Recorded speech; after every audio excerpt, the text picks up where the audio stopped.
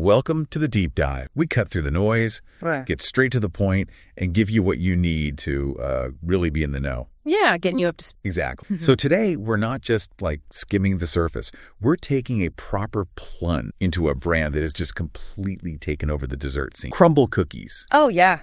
Everyone knows Crumbl. You have to, right? Yeah. Those pink boxes, the massive cookies, the new flavors every single week. It's gone totally viral. Mm-hmm. And look, whether you love them or, they're not your thing, you can't deny it. Crumbl is a phenomenon. Absolutely. Their growth, it's been kind of incredible to watch. It's exploded. Sure. But what's really interesting about Crumbl, I think, isn't just the marketing, which is, genius. It's the complicated and sometimes pretty controversial stuff bubbling just underneath. And that's exactly what we're doing today. That's the mission. Going beyond the hype, digging into some of these significant controversies. Right. We're talking about the cookies themselves, the ingredients, how they handle the nutrition info. And then we're getting into the co-founder, Sawyer Hemsley, and some recent revelations about him. It really makes you think, doesn't it? It does. It pushes us towards bigger questions, Yeah. about us as consumers, about corporate ethics, about the stories we buy into with these brands. Yeah, the narrative. And to help us navigate all this, we've got quite a bit of material, some really strong opinions from a popular YouTube video, clips from a podcast too. They give some, let's say, direct viewpoints. Passionate even. Passionate, yes.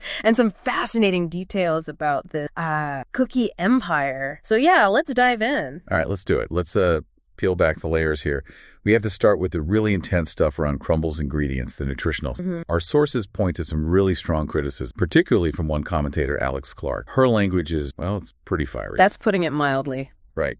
She's actually called Crumbl Cookies, and this is a direct quote, cancer cookie. And she also said they're one of the most dangerous things you could put into your body. Wow. Okay, so cancer cook, that's extreme language. Extremely. It shows you the level of concern or maybe outrage from some critic. And does she back that up? Like, what's the reasoning? Yeah, she flags specific ingredients she calls terrifying. Things like carrageenan, it's a thickener. Yeah, common one. Mono and diglycerides, which help with texture.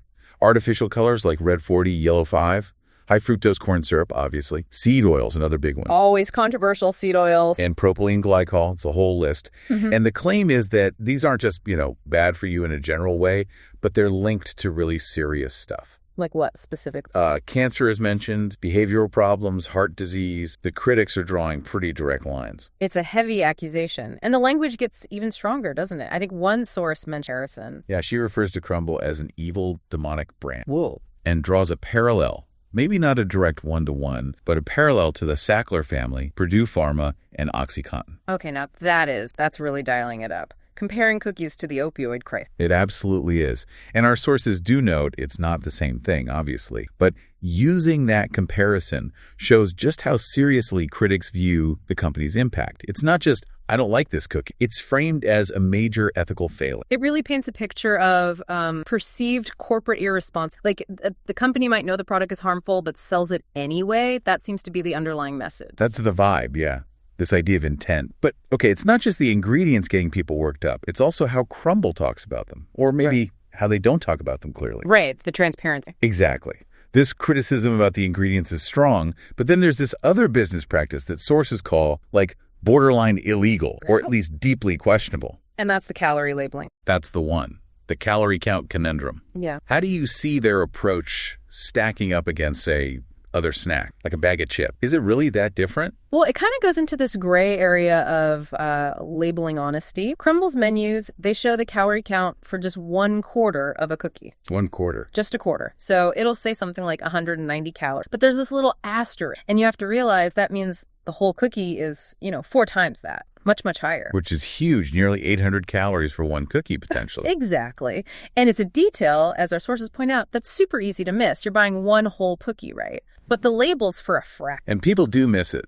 We found this anecdote about college roommates, right? They were getting the weekly Crumbl box, eating the cookies. Assuming the calories listed were for the whole thing. Totally. And they apparently gained the freshman 25, not the usual 15. Oh, wow. From cookies. Yeah, because they were misreading the label. I mean, it's kind of funny in a dark way, but it shows the real impact. A freshman 25 from a cookie label is something else. It really highlights the problem. Now, the defense you sometimes hear is, well, chip bags do that too. They list calories per serving, not per bag. Right, the multi-serving argument. But Our sources argue it's even worse when Crumbl is doing it because you buy one single item. It's not cut. Yeah. Your natural instinct is that the number you see applies to the thing in your hand, not some theoretical slice you're supposed to cut later. And speaking of cutting, it's almost unbelievable. The sources mentioned Crumbl now sells cookie cutter. Yeah, like specifically portioning cutters for their cookies. It feels, I don't know, cynical, like they're trying to cover themselves legally. Yeah. The analogy used was Olive Garden selling you a cheese grater.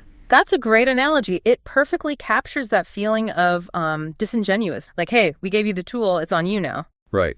We told you to cut it. It shifts all the responsibility back onto the consumer for something that should be straightforward. Absolutely. It avoids addressing the core issue of clear labeling for the product. Okay, so we've talked a lot about the cookie itself, the ingredients, the calories, but maybe the real story, or at least another huge layer, isn't in the dough. Maybe it's about the person behind it all. Sawyer Hemsley, the co-founder. He seems to be this really paradoxical figure, especially when you look at the company's background. Yeah, he's definitely central to a lot of the recent buzz. And it's important context, as our sources note, that Crumbl is Mormon-founded, based out of Provo, Utah. And there's this perceived irony there, right? One source kind of jokes, darkly, that since Mormons often avoid alcohol, caffeine, other things, they have to resort to eating Play-Doh cookies that kill you slowly. Oof, that's provocative. It is, but it frames the origins in this specific cultural context, suggesting these super indulgent cookies are filling some kind of void. It definitely sets the scene for what critics call the health and wellness hypocrisy. Explain that. Well, Sawyer Hemsley is apparently quite public about his own lifestyle. There's a mention of an Instagram house tour where he shows off this elaborate whole health and wellness room and setup. Well, simultaneously, he's making millions from a product that critics are calling, incredibly unhealthy, a contributor to obesity. The contrast is pretty stark in how it's presented. That is quite the disconnect. Yeah. The wellness guru selling the ultra-indulgent treat. It's like that old question, does the CEO drink his own soda? Right, or in this case, eat his own cookies regularly. It makes you question the integrity, especially now when personal branding is so huge. This image of Hemsley focusing on personal wellness while his company profits from, the opposite, according to critics. It's jarring. Is diabolical, the word used in one source, too strong? Or does it capture that perceived gap? It's certainly a tension grab. It suggests a deliberate disconnect in the eyes of the critic. And this whole public image, this paradox, it got even more complex. Right, with his personal journey becoming very public. His journey of authenticity leading to him publicly coming out as gay. And this didn't happen in a vacuum, right? There was a lot of online chatter beforehand. Oh, intense speculation. People were really scrutinizing his Instagram, analyzing photos, poses, using terms like gay face, little sass, the yearning pose, the arm tuck. Wow, that's incredibly detailed, almost invasive. It felt that way. Even captions like, just left the house, be ready, were being interpreted as code, like something related to Grindr hookup. That's wild speculation, and it led to something more concrete. Yeah, eventually a specific TikTok video went viral, pretty much explicitly clocking him, as the term goes, saying he was gay. Okay. And then, after all that public noise and sources mention alleged leaked DM, though we don't have confirmation on that part, Hemsley himself made a public statement. How did he address it? Through an Instagram post. It was quite direct, actually. He said things like, over the past few years, I've come to understand and accept that I'm gay. He mentioned it took him a long time to really process this part of myself. Did he talk about his background, the Mormon aspect? He did. He said he grew up with values and beliefs that I still deeply love and respect, suggesting that maybe complicated things for him personally. But ultimately, he said he'd found peace, joy, and Okay, so a very significant personal step towards living authentically, which is huge. Absolutely, a brave thing to do publicly. But this is where that paradox you mentioned comes right back into focus, isn't it? The sources really hammer this point. They do. It's the contrast. On one side, you have this very public, very personal declaration of authenticity regarding his sexuality. Yeah. On the other side, you have the ongoing critique of his business, the claim that he's selling this product he knows is unhealthy, a product that sources claim he doesn't eat himself or give to people close to him. Right. The source quote puts it bluntly.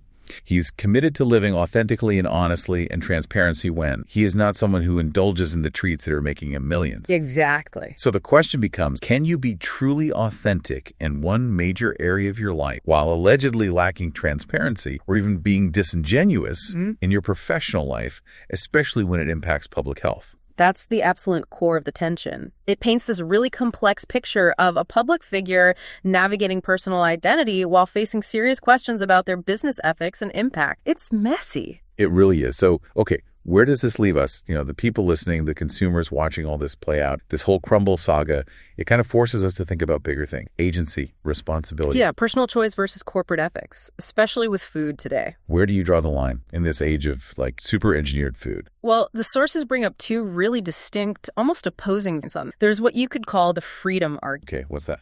Basically, adults can choose what it's on you to practice moderation. They use an example of Phil, some guy who goes to the gym but still enjoys a Crumbl cookie sometime. Right. Or the idea that if you eat a whole family-sized bag of chips, well, that's your choice. Crumbl isn't holding a gun to your head. Exactly. It's that personal responsibility. If you can't handle cookies in moderation, that's a you problem, not the company. Makes sense on the surface. Yeah. But there's a strong counter to that, isn't there? What our sources call the agency argument. How does that push back? It pushes back hard. It says, hold on. It's not just about willpower when we're surrounded by food that is, quote, genetically engineered, hyper-palatable food, hyper-abundant, designed to keep you hungry. Okay, yeah. Food designed to make you want more. Precise. In that kind of environment, maybe talking about high agency or self-control is missing the point. Is there an analogy they use? Yeah, the Ozempic comparison comes up. The suggestion is that, like with weight management medication, maybe many people genuinely lack the level of self-governance needed to consistently resist these. Society might overestimate how much control individuals actually have against these biological and psychological triggers built into modern food. That really reframes it, doesn't it? Yeah. It suggests the playing field isn't level.